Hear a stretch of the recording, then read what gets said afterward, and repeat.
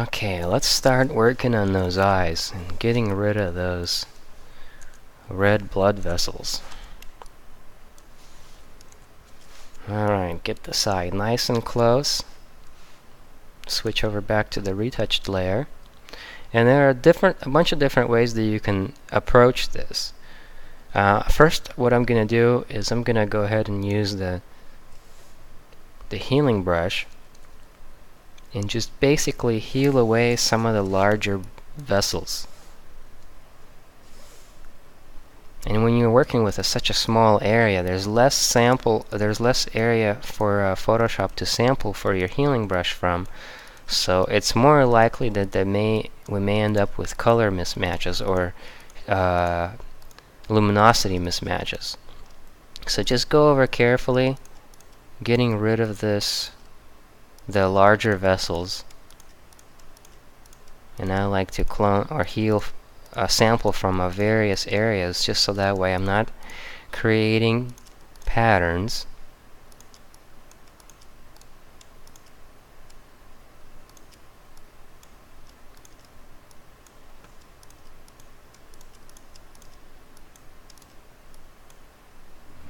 Okay, something like that. We got a little bit of a few streaks here, so I want to fix those guys up a bit.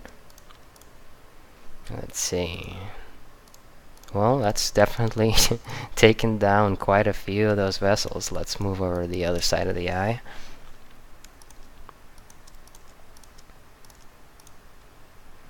And then one thing I want to show you is that if I try to get that one last bit of the vessel right by those lashes, it's going to pull that. So that's pretty much what happens, is it pulls that information off the lash onto onto our eye, which is not what we want.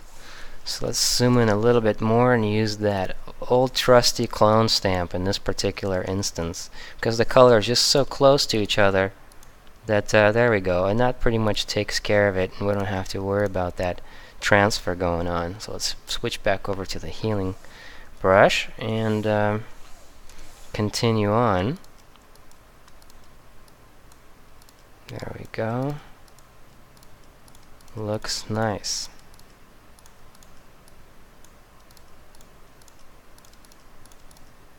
Just a few clicks and we should be good to go. So let's see how the eye looks at 100% compared to the original. Most of those vessels are nice and gone. I'll get rid of some more of the redness a bit later. And actually I'm not liking this little dark spot here, so I'm gonna take care of it. And also with the clone stamp, because it's just so close to that, but we may get a little bit too bright of an area, so we may have to turn down our opacity. Let's go with 25 and then just give it a few more clicks over that area just to blend it up to a brighter value.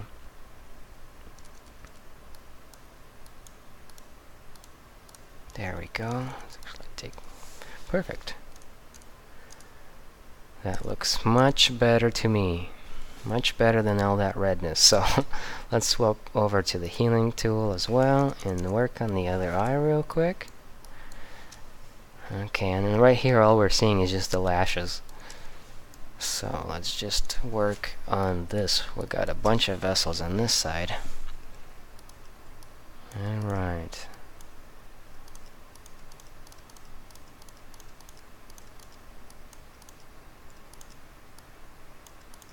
So that looks pretty good. Keep moving.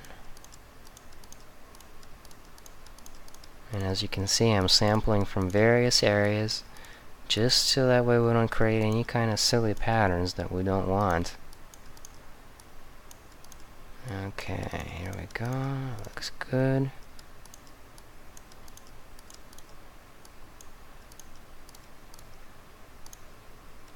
Okay.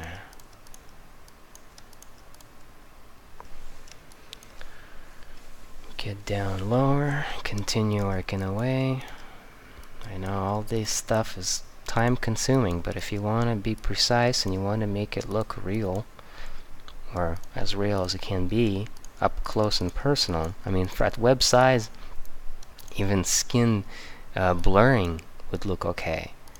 But as you're, looking at the image in print or at a larger size, that blurring is not going to stand up a chance to something like this. It's just not going to look right.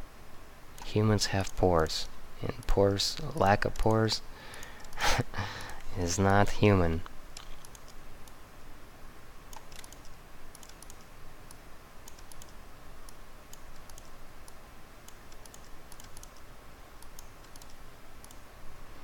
Alright, let's step further back and see how things look.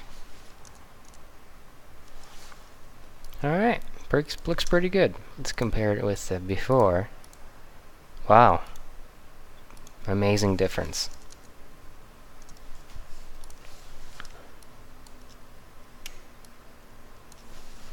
Let's step one more back. Let's see.